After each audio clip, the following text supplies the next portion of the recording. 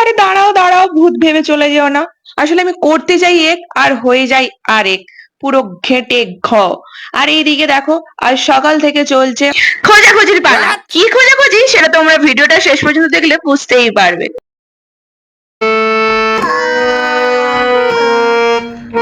High, welcome back to my ওলট পালট জীবনের আরো একটা দিন তোমাদের সাথে শেয়ার করতে চলেছি।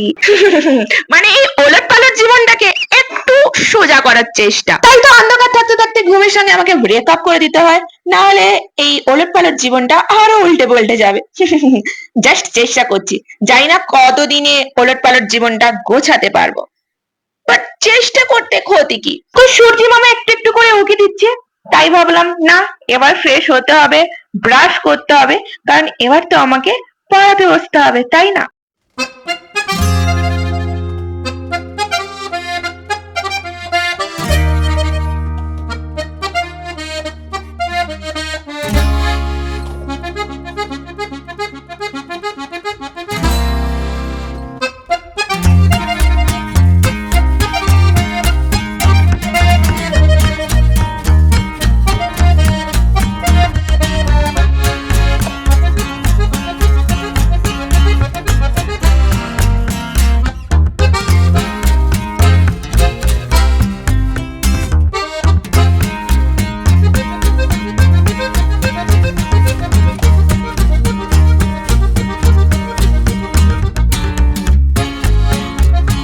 সাধারণত আমার সকালটা শুরু হয় চিয়া সিডস দিয়ে, বাট অনেকদিন পরে মনে হলো আমি যেটা খেয়ে ওয়েট লস করেছিলাম সেই জলটা আজ থেকে আবার খাওয়া শুরু করব।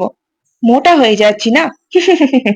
জানি এত সহজে রোগা হতে পারবো না, তাও চেষ্টা করব। তো সকালে ফ্রেশ হওয়ার পর আমার আর একটা জিনিস রুটিনে অ্যাড হয়েছে, সেটা হচ্ছে টু ডু লিস্ট বানানো আগে। তো ব্যাস আর কি, বসে পড়লাম গরম জলের কাপ নিয়ে আর হাতে কলম আর ডায়েরি নিয়ে টু ডু লিস্ট বানাতে। এইদিকে তো আমি একটু তাড়াহুড়োই করছিলাম, কারণ ওরা পড়তে চলে আসবে, টাইম হয়ে যাচ্ছিল, তাই আমি খুব তাড়াহুড়ো করছিলাম।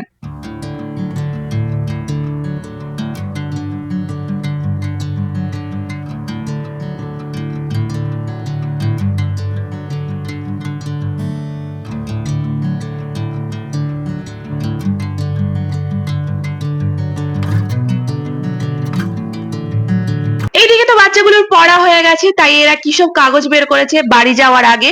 তো ওইদিকে ওর পড়া হয়নি বলে এখনো আমি ছুটি দেইনি, ছুটি দেওয়ার সময় হয়ে গেছে, 9টা বেজে গেছিল। তো ও ওই পড়াটা কমপ্লিট করে আমাকে দিলে দেন ওকে ছুটি দেবো, একসাথে ওরা বাড়ি যাবে। তো পড়ানো ছুটি দিয়ে এখানে দেখো আমি এখন চলে এসেছি বিছানা গোছাতে।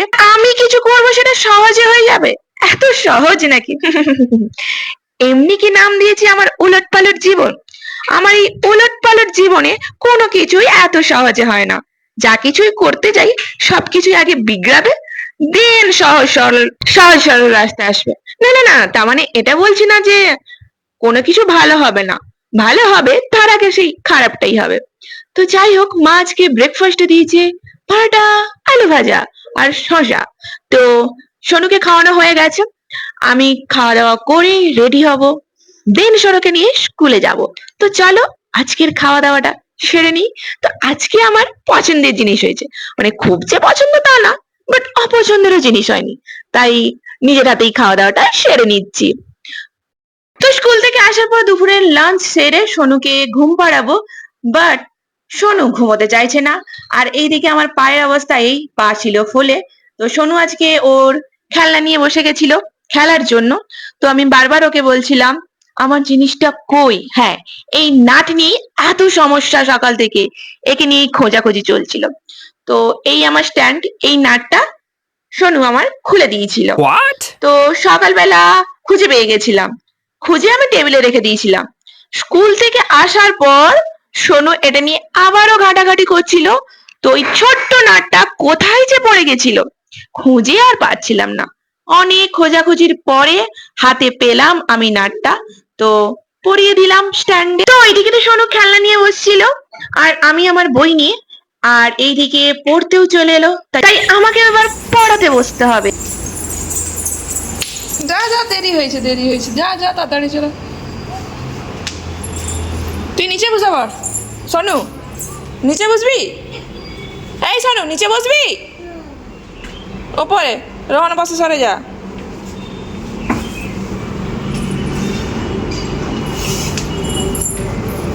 ওট ওট ওট ওট ওটে বল।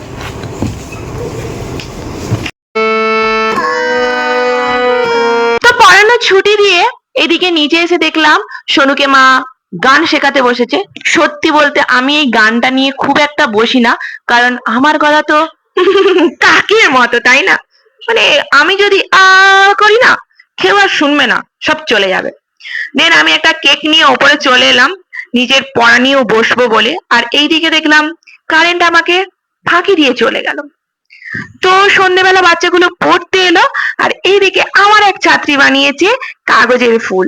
ও কিন্তু হাতের জিনিস মানে এই হাতে এইসব কাগজের জিনিস, উলের জিনিস খুব সুন্দর বানায় নিজের হাতে।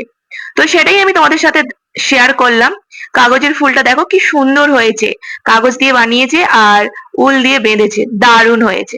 আর উল দিয়ে এই হাতের ব্যান্ড তৈরি করেছে। সেদিন তোমাদের সাথে শেয়ার করেছিলাম না, মাথার জন্য ব্যান্ড তৈরি করেছিল হাফটা, যেটা পুরোটা কমপ্লিট হয়নি। তো হাতেরটাও একদিনেই কমপ্লিট করেছে। দারুণ হয়েছে কিন্তু। তোমাদের কেমন লাগলো কমেন্ট করে জানাবে। আমি তো এসব পারি না একদমই। না, সত্যি বলতে আমার এত ধৈর্যও নেই। এগুলো বানাতে গেলে খুব ধৈর্যের প্রয়োজন হয়, আমার তো তাই মনে হয়। আমি একদমই এইসব বানাতে পারি না। কাগজের ওই টুকটাকি বানাতে পারি, বাট উলের তো আমি কিছুই পারি না। তবে হ্যাঁ, আমার মা কিন্তু খুব ভালো বানাতে পারে। তো ওদেরকে পড়ানো ছুটি দিয়ে আমি একটু ফোন নিয়ে ঘাটাঘাটি করছিলাম। দেন আবারও পড়তে বসে গেছি। ওই যে আমি চেষ্টা করছি ওলট পালট যাতে আর না হয়। তো জানি না কতটা কি পারবো, আগেও বলেছি, বাট চেষ্টা করতে ক্ষতি কি। তো চলো, আমি এই আমার ওলট পালট জীবনের আরো একটা দিন তোমাদের সাথে শেয়ার করলাম। তোমাদের কেমন লাগলো কমেন্ট করে জানাবে। তো আমি ভাবছি এর পরের দিন থেকে একটু শর্ট ব্লগ গুলো অন্যরকম ভাবে বানাবো। মানে ধরো কিরকম, যে যেহেতু সামনেই যে এক্সাম আছে, আমি যেটার জন্য এখন প্রিপারেশন নিচ্ছি, তারই একটা সিরিজ বানাবো।